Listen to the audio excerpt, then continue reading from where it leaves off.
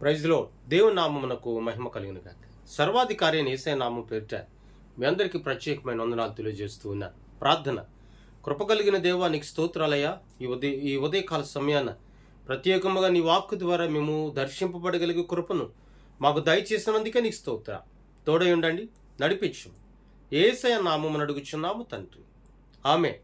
90వ కీర్తన 17వ వచనాన్ని మనము చదువుకుందాం. మన దేవుడైన యెహోవా ప్రసన్నత మా మీద నుండునుగాక. నిజమే, ఈ రోజున దేవుని ప్రసన్నత, దేవుని కాపుదల, దేవుని మహిమ మన మీద నిత్యము కూడా నిలిచి ఉంటుంది. లోక సంబంధమైనటువంటి క్రియల చేత, సహవాసాల చేత నీవు నేను నడిపింపబడుతున్నా మనలను ఆదరించుచున్నటువంటి కృప కలిగిన దేవుడు ఏనాడు కూడా మనల్ని విడిచిపెట్టలేదు. ఆయన ప్రసన్నత మన మీద ఆయన నివసింపచేస్తూ ఉన్నాడు. ఇశ్రాయేలు ప్రజలు వారి భక్తి కలిగిన జీవితంలో అనేక మార్లు సనిగినను, అనేక మార్లు శోధించినను, అనేక మార్లు వ్యతిరేకముగా వారు మాట్లాడినను దేవుని ప్రసన్నత వారి మీద ఉంచడం అనేది ఆయన మానివేయలేదు. పగల మేఘస్తంభముగా, రాత్రి అగ్నిస్తంభముగా ఆయన ప్రసన్నత నిత్యము కూడా వారికి తోడై ఇచ్చాడు. మరి ఈ రోజున నీవు నడుచుచున్న ప్రతి మార్గములో ఆయన ప్రసన్నత నీ మీద నివసింపజేశాడు. నీవు అడుగు పెడుతున్న ప్రతి స్థలంలో బలమైన ఆయన సన్నిధిని నివసింపజేశాడు. నీవు అడుగు పెడుతున్న ప్రతి స్థలంలో దేవుని యొక్క శక్తిని, దేవుని యొక్క మహిమను ఆయన నీ చుట్టూ కూడా కావలిగా ఏర్పరిచాడు.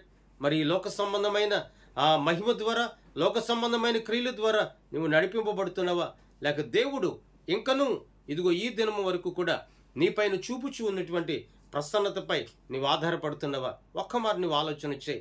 సాధారణంగా చాలామంది దేవుని కొరకు, ఆశీర్వాదం కొరకు నిత్యము కూడా వారు ఆరాటపడుతూ ఉంటారు, చూస్తూ ఉంటారు. కానీ నా దేవుడు సెలవిచ్చుచున్న మాట, మనం తప్పిపోయినను, మనం పడిపోయినను, మనం నిలబడినను, మనం సరిగా స్థిరత్వం లేక మనం జీవించుచు ఉన్నప్పటికీ కూడా ఆయన ప్రసన్నత మన మీద నుండి ఆయన తొలగించలేదు. మనుషుడు మనల్ని ప్రేమించాడు. సహాయం చేస్తే ప్రేమించేవారు ఉన్నారు, సహాయం చేస్తే నేను అక్కరకు తీసుకునేవారు ఉన్నారు. నీవు సహాయం చేసినప్పుడు నీ చుట్టూ అనేకులు వచ్చుచూ ఉన్నవారు ఉన్నారు. కానీ నువ్వు సహాయం చేయకపోతే ఏ మనుషుడు కూడా నీ వద్దకు రాడు.